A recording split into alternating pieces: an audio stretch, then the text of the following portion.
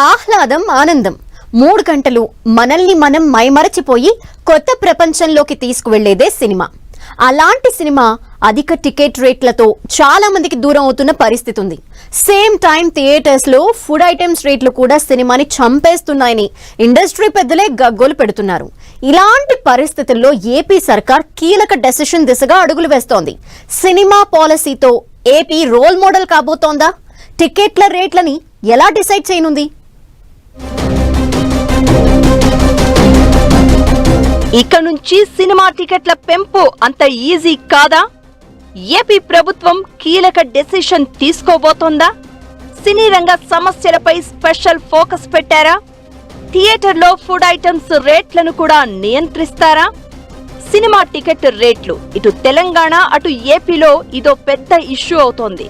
ప్రతిసారి పెద్ద సినిమాల రిలీజ్ అప్పుడు మల్టీప్లెక్స్ లో సింగిల్ స్క్రీన్ సినిమా టికెట్ రేట్లు ఇష్టం వచ్చినట్లు పెంచుతూ ఉండడం విమర్శలకు దారితీస్తోంది.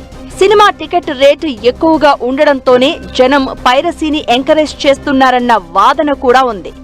ఈ క్రమంలో ఐబొమ్మ రవి అరెస్ట్ అప్పుడు ఆయనకు ఓ రేంజ్ లో సోషల్ మీడియాలో మద్దతు వచ్చింది.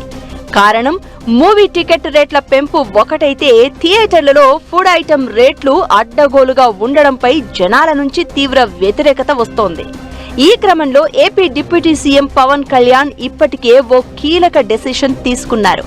టికెట్ల రేట్ల పెంపు అడ్డగోలుగా జరగకూడదని, దానికో పద్ధతి విధానం అంటూ ఫాలో కావాలని సినిమాటోగ్రఫీ మినిస్టర్ కందుల దుర్గేష్ కు సూచించారు. అయితే తెలుగు సినీ పరిశ్రమ సమస్యలు, టికెట్ రేట్లపై ఏపీ ప్రభుత్వం ఏర్పాటు చేసిన కమిటీ సినీ ప్రముఖులు, పెద్దలతో భేటీ అవుతూ వస్తోంది. లేటెస్ట్ గా మంత్రి కందుల దుర్గేష్ ఆధ్వర్యంలో కీలక సమావేశం జరిగింది. ఈ మీటింగ్ లో మల్టీప్లెక్స్లు, సింగిల్ స్క్రీన్ థియేటర్లలో టికెట్ ధరలపై డిస్కస్ చేశారు. హై బడ్జెట్, ప్రత్యేక కేటగిరీ సినిమాలకు టికెట్ల పెంపు కోసం ఎలాంటి సిస్టమ్ ను ఫాలో అవ్వాలి అనే దానిపై చర్చించారు.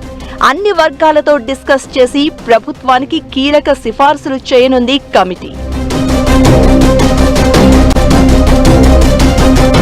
ఇప్పటి వరకు పాత జీవో ప్రకారం సినిమా టికెట్ల రేట్లు పెంచుతూ వస్తోంది ఏపీ ప్రభుత్వం.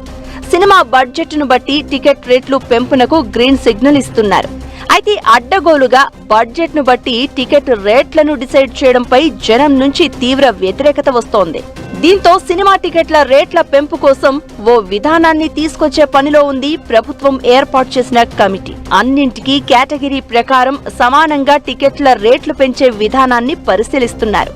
బడ్జెట్, హై బడ్జెట్ సినిమాలకు టికెట్ల రేట్లను ఎలా నిర్ణయించాలనే దానిపై కమిటీ చర్చిస్తోంది. నిర్మాతలు, డిస్ట్రిబ్యూటర్లు, ఎగ్జిబ్యూటర్ల ఒపీనియన్ కూడా తీసుకోనున్నారు.